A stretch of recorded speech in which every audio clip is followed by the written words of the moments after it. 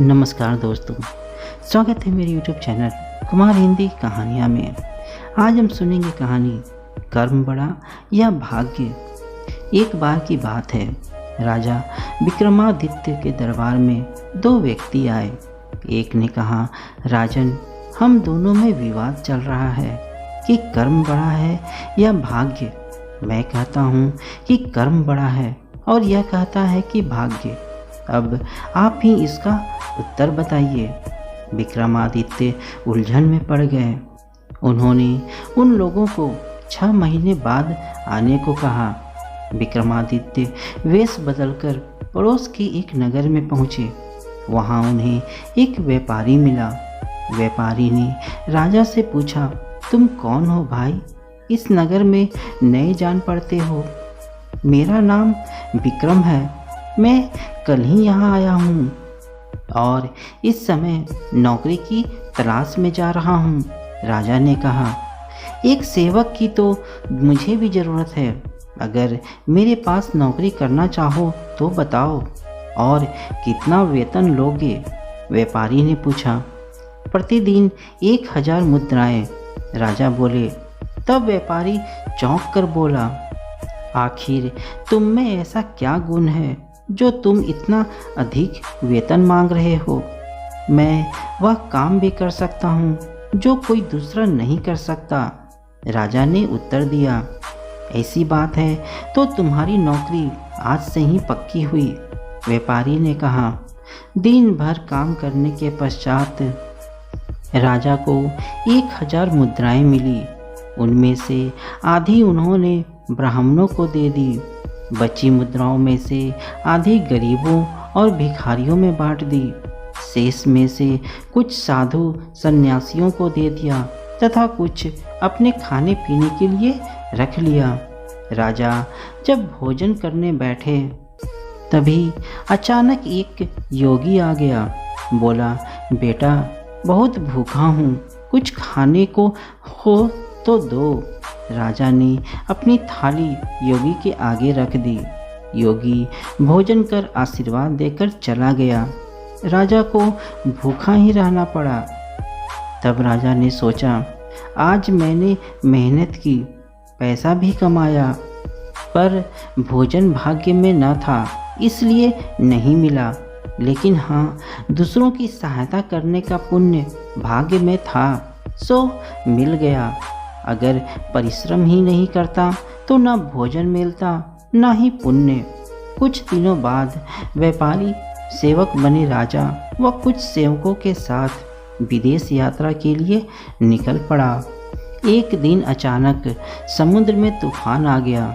जहाज डगमगाने लगा। सभी लोग घबरा गए। व्यापारी ने कप्तान से कहा, लंगर डालकर जहाज को कहीं रोक लो, तूफान रुकने पर आगे चलेंगे। थोड़ी देर बाद तूफान रुक गया, लेकिन कप्तान की बहुत कोशिश के बाद भी लंगर नहीं उठा और ना ही जहाज आगे बढ़ सका। तभी व्यापारी ने राजा को बुलाया और कहा, तुमने कहा था कि तुम वह काम भी कर सकते हो जो दूसरा कोई न कर सके। अब इस संकट में सबको बचाओ। जो आज्ञा स्वामी, कहकर राजा समुद्र में उतर गए और पूरी ताकत से लंगर उठाया तो वह तुरंत ऊपर उठ गया और जहाज आगे बढ़ने लगा। राजा जहाज में चढ़ने लगे कि तभी जहाज की लकड़ी टूटकर उनके हाथ में आ गई और तभी एक ऊंची लहर आई और जहाज राजा से दूर निकल गया। राजा टूटी लकड़ी के सहारे तैरने लगे। तभी जहाज डगमगाकर हिचकोले खाने लगा और थोड़ी ही देर में जहाज समुद्र में डूब गया। विक्रमादित्य को लगा कि वह भाग्य से बच गए।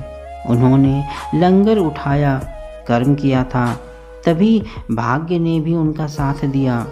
जहाज के एक टुकड़े के सहारे राजा एक टापू के किनारे आ गए। वहाँ एक नगर था।